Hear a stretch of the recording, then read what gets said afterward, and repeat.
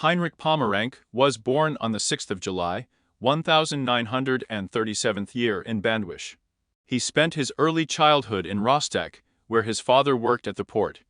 The Wake had a sister. My father died at the end of the war. In 1949 year, Pommer's mother moved to Switzerland, leaving her children in the care of grandparents. In 1953 year, Pommerenke graduated from art school and committed the first rape of a girl. When he was put on the wanted list, he fled to West Berlin, where, however, he was caught by the supervisory authorities and sent to live in Zurich with his mother. A year before that, his sister moved there. Pommerenke managed to find a job at a bazaar in Schaffhausen. However, soon he was again detained by the police on charges of raping a girl. The court failed to prove his direct involvement in the crime. However, by the decision of the local authorities, he was deported to Germany. With a ban on entry into Switzerland for a period of 10 years, Heinrich lived for some time in the city of Bregenz, where he also became suspected of committing several thefts and a series of rapes. After that he moved to Hornburg. As he admitted later during police interrogation, the idea of killing women came to him after watching the movie The Ten Commandments. When Pommerenke, according to his own words, suddenly realized that women are the root of all problems, and decided to clean up the world. On the same evening of February 26, 1959, he committed the first murder by raping and cutting a 40-year-old Herlock. In March 1959 year, Pommerenke robbed, raped, and killed 18-year-old Catherine Ward, a citizen, in an abandoned house on the outskirts of Hornburg. Her body was found at the end of March on the banks of the Gutach River. On the 30th of May, 1959 year, a reconciliation in the city of Singen entered the rooms of an 18-year-old girl through a window, after which he tried to rape and strangle her. However, it was possible to actively resist the maniac and raise a cry. As a result, Pommerenke got scared and hurriedly navigated from the crime scene. The girl was able to give a detailed description of the perpetrator, but the police did not connect this attack with the previous two murders. The very next day, the 31st of May, 1959, after boarding the train to the Italian Riviera, at the Heidelberg train station, he killed Dagmar Klimek, a 21-year-old, in one of the cars, by pressing his chest, after which, throwing her body out of the train, calmly pressed the stopcock, and, getting out of the car, dragged the body behind the railway embankment, where he performed sexual intercourse with him. Despite the pressed stopcock, Pommerenke managed to escape unnoticed, and Klim's body was found by wayfarers only on the 5th of June, 1959 year.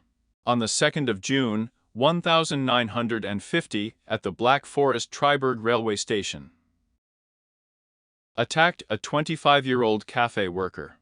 The criminal beat her with a wooden stick and robbed her, then disappeared. The victim managed to survive, but she did not remember the attacker's face. Already on the 6th of June, while in the city of Karlsruhe, the criminal, riding through the park on a bicycle, attacked two women and stabbed him, after which he disappeared. The women managed to survive. On the night of the 8th of June, 1959, Pommerenke entered through the window into the room of a 15-year-old girl and tried to rape and strangle her. However, the victim raised a cry, to which her father came running. The frightened maniac hastily retreated from the crime scene, leaving his fingerprints for the first time. The next day, the 9th of June, Pommerenke raped and killed 16-year-old Rita Ultrapacker in Baden-Baden, leaving her body in a forest belt, which was discovered the next day. Meanwhile, on the 10th of June, 1959, a criminal broke into a gun store in Baden-Baden and stole a small-caliber pistol and a semi-automatic rifle, also of a small caliber. On the 18th of June, 1959 year, threatening with stolen weapons, Pommerenke, with a mask on his face, committed a robbery of the railway ticket office at Durlach station in the amount of 540 marks. After that, he took the train and left for Hornburg, where he picked up his previously abandoned suit from the tailor. In addition, by chance, he left a bag in the room, which contained a pistol and a rifle that he had stolen earlier from a gun store. Also, Pommerenke made a fatal mistake by registering an order with the tailor under his personal passport data. Shortly after the departure of the reconciliation, a tailor named Schneider noticed a package accidentally left by the criminal and, after learning about its contents, decided to call the police. By that time, law enforcement agencies had already linked the attack on women, the hacking of a gun store, and robberies at the railway ticket office. The port provided the data of the forgotten package to the police officers who arrived at the scene. On the afternoon of the 19th of June, 1959, the 21-year-old Heinrich was detained on the platform of the railway station in Hornburg, where he was waiting for a train. The criminal almost immediately began to confess, and in total pleaded guilty to committing, since 1953, 65 crimes, including 4 murders, 7 attempted murders, 27 rapes, 5 cases of robbery and several cases of burglary, and more than 24 thefts. The trial of Henry began on the 3rd October 1960, and already on the 22nd of October 1960, the District Court of Freiburg, named after Briscoe, found him guilty of committing 4 murders, 7 attempted murders, and 16 other criminal offenses,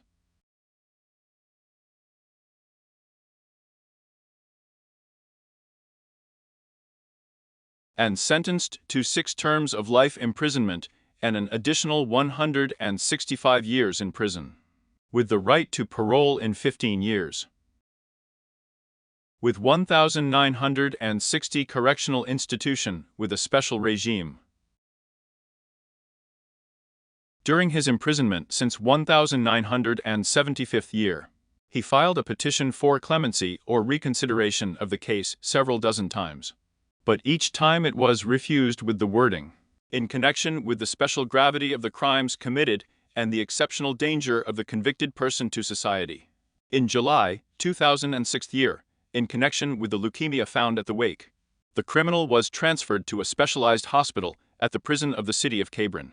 A year later, he was transferred to another hospital at the Gogan-Asperg prison, where he died of leukemia. On December 27, 2008, at the time of his death, he was the longest-serving criminal ever convicted in Germany, having been incarcerated for a total of 49 years, 6 months, and 8 days. In 1912, his record was set by another murderer, Hans Neumann, who was sentenced to life imprisonment in 1963 for a double murder.